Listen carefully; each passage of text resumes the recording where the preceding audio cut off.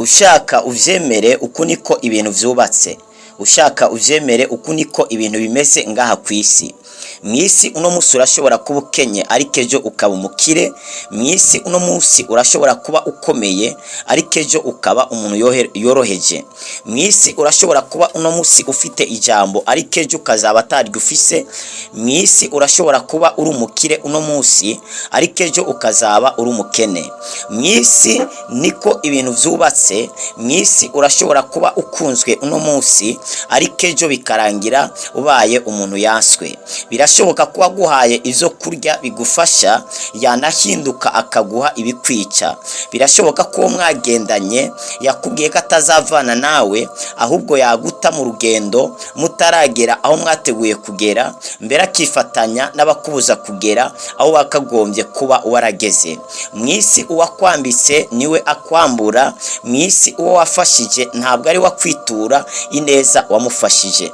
Rimwe na rimwe duha icyizere abo tutakagombye guha icyizere, bikarangira bakomerekeje imitima yacu bakayisigamo ibikomere, ivyo bigatuma atawundi muntu twongera guha icyizere mu buzima bwacu. Ariko suko abantu atarabo kwizegwa, ahubwo nuko duhura n'abantu atari abizigigwa, kuko abatuzaho bose ku buzima bwacu ntabwo aba ari inyishu zacu, abo duhura nabo bose ntabwo aba n'inshuti zacu, abo twita inshuti ntabwo ari zo nshuti, abo twita ko atari inshuti buriya nizo nshuti. Ni vyiza rero kwiga kubana n'abantu neza, kuko no musi urashobora kuba nta kimazi ufise ariko ejo ukazaba ufite ikimazi, kandi uriya muntu ubona umengo ntaco amaze, bishoboka gataco amaze ku buzima bwawe, ariko hariho abandi bantu afitiye ikimazi.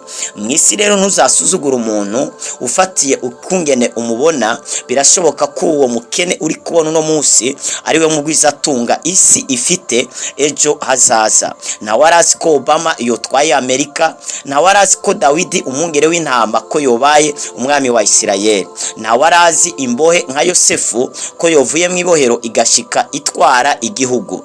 Ibintu birashobora guhinduka ku munota wa nyuma. Kunda umuntu akiri mu buzima bwo hasi, kuko ejo ubuzima ari buhinduka azakwibuka kuba mubaye hafi mu buzima bworoheje. Ninde azagukunda ukiri inyuma y'intama nka Dawidi? Ninde azakwemera? Ninde azagushingira intahe ukiri kwirembo nka Morodekayi? Ariko ari abantu tugenda dura nawo mu buzima babana nacu no mu bihe byose. Nugirirwa ubuntu ukabona inshuti ibana nawe mu bihe byose, iyo nshuti ntuzayitererane, kuko inshuti nyanshuti niyibana nawe mu gihe cy'ibyago kandi kabana nawe no mu gihe cy'ivyiza. Hari ibintu bitatu rero tugiye kuvuga nawe kandi bikomeye, nifuza ko wategera neza. Ibintu bitatu ntibibashe kugucika, kandi nuvyumva uhite ubishira mu ngiro kano kanya, bizahindura ubuzima bwawe. Turabahaye rero ikaze kuri no channel yanyu yaracariho Ivyizigiro TV. Mwarahezagiwe cyane, muri umugisha kuba mwahisemwo gukurikirana ino channel yaracari Ivyizigiro TV. Turashimira cyane umaze gukanda subscribe cyangwa sabone, turashimira cyane ushiraho like ndetse namwe mandika muri commentaire. Tugashimira n'abantu muparataja ku bandi bantu, duhara tubona abantu bashize ino link kuri stati ya zino nyigisho. Imana ibahezegire cyane iyo mubikoze gutyo, bamuriko muradutera intege, ivyo bigatuma tubakorera n'ibindi vyigwa kugira ngo turushirizeho gufashwa twese. Mwarahezagiwe cyane. Iyi channel ni yanyu, nimba ari mbere dukurikiranye kuri no channel yaracari Ivyizigiro TV. Nturengana udakanze sabone cyangwa subscribe, udakanze na like, ndetse nimba ari cyagufashije nawe cyandike muri commentaire. Wibuke kandi no guparataja abandi kugira ngo babashe gushikirwa. Warahezagiwe cyane. Tugiye kuvugana rero bino bintu bitatu nje ngiye kwibashikiriza. Ni Apotre Nduwakristo Glory Shine. Mwibuke gusangiza abandi zino nyigisho kugira ngo zibashe kubashikira. Niba kano kantu kagufashije, ni byiza ko ugana inshuti yawe nayo yabasha gufashwa n'aka kantu ngiye kukubwira. Ikintu cyambere rero, ntuze witege ico isi izaguha. Nimba ataco wayihaye umenye neza ko isi ata kintu izabasha kuguha. Ndasubiyemo, ntuze witege icyo isi izaguha nimba ataco wayihaye. Menya isi ni umurima uteramo imbuto, ivyo wateye nivyo uzimbura. Isi ataco wayihaye ntaco izabasha kuguha. Isi ni umurima munini ushobora guteragiramo imbuto zitandukanye. Icyo umuntu akora cyose muri ino si aba ariko arabiba. Ugirira neza umuntu ukaba ubivye imbuto nziza, ejo nawe ukazahura n'ukugirira neza. Uno musi ubwira umuntu neza ukaba ubivye imbuto, nawe ejo bakazabasha kugirira neza. Ingero ugereramo mugenzi wawe niyo nawe bazakugereramo ejo hazaza. Nimba uri umwizigirwa ku bandi bantu, birasigura ko iyo mbuto uri kurabiba nawe ejo hari abantu bazaba abizigirwa ku buzima bwawe. Nimba ataco uri kurakora muri ino si, umenye ko ata kintu uzabasha kugeraho. Ni byiza ko wagira ikintu ukoze kugira ngo ubashe kugira ikintu ugezeho. N'Imana yabwiye Adamu kazarya ari uko abize iyashu. Nimba ataco uri kurakora ngo ubire iyashu, umenye ko ata kintu ushobora kuronka muri ino si. Ntukitege kuzatora amamiliyoni mwibarabara, ntukitege kuzagenda mu ishamba ugahura n'umuntu akaguha amafaranga ugasangayo izahabu. Ntuzitege kuzahura n'imodoka itagira umushoferi uhite winjiramo iwe gwawe. Ntiwitege kuzasanga inzu yuzuye uhite winjiramo. Oya, ivyo ntuvyitege hano ku isi. Ariko isi umenye ko ari umurima. Shaka ikintu ukora, shaka ikintu biba muri ino si, kandi witege ivyimbugwa bimatanye n'imbuto uzaba warabivye.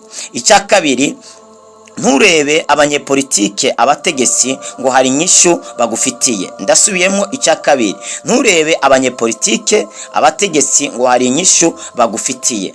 Abo ntubarebe kuko nta nyishu yawe bafise. Nabo barindiriye icyo ubaha kugira ngo bagire icyo bakoze. Ikintu abanyepolitike bakoresha ibintu tuba twabahaye. Bo icyo bakora ni ivyiyumviro, ni ibitekerezo, ni ukoroganiza ibintu, ni ugushyira ibintu ku rutonde, bakamenya ibikorwa mbere n'ibiza mu nyuma, maze bakabasha kubikora.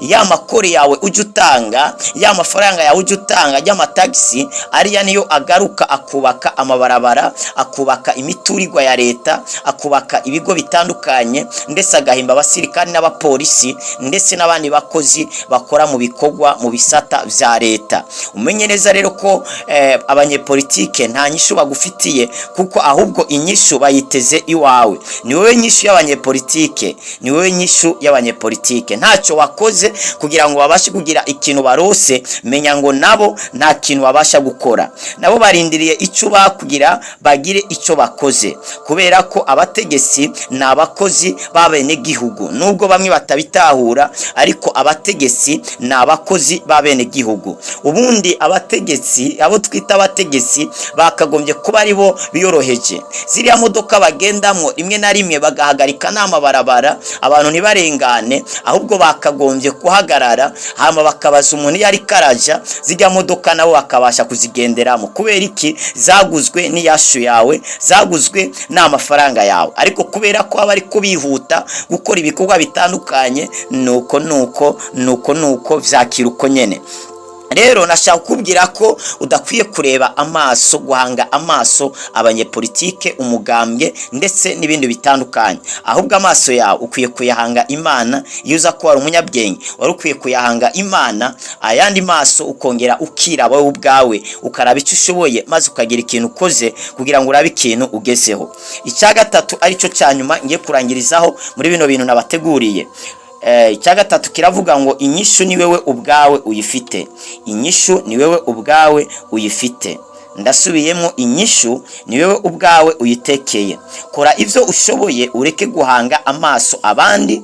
Hari abantu baguma bahanze amaso abandi, nakazomfasha, nakazondaba, naramuka nagufashije, nuko azaba yararangije gukora ibikorwa byiwiwe, azaguha ibisagutse. Ariko ukaba ukeneye ivyuzuye, kora utarevye naka, kora urevye imbaraga zawe. Wavutse wenyene uzapfa wenyene, wavutse wambaye ubusa uzahambwa atari ikintu gizene, uzahambwa wambaye impuzu imwe. Hariyo bazagufasha, bazagutekera, uzagenda wambaye. Umenye kurumwe muri buno buzima, ureke ureke guta ibiragwe ku bandi ngo ntibagufashije, ntibariko baragufasha, ngo baraguhevye. Abavyeyi ukabataka ibiragwe ngo ntabwo bakwigishije, ayo bakwigishije narya nyene. Shima aho bagejeje bakora, hanyuma ibisigaye nawe ugira ikintu ukoze, ugira ikintu ugezeho, maze abavyeyi n'abagufashije kugira aho ugeze nawe uzababera inyishu. Warahezagiwe cyane, wibuke guparataja abandi. Ari rya mbere dukurikiranye kuri no channel yaracari Ivyizigiro TV, kanda subscribe cyangwa sabone,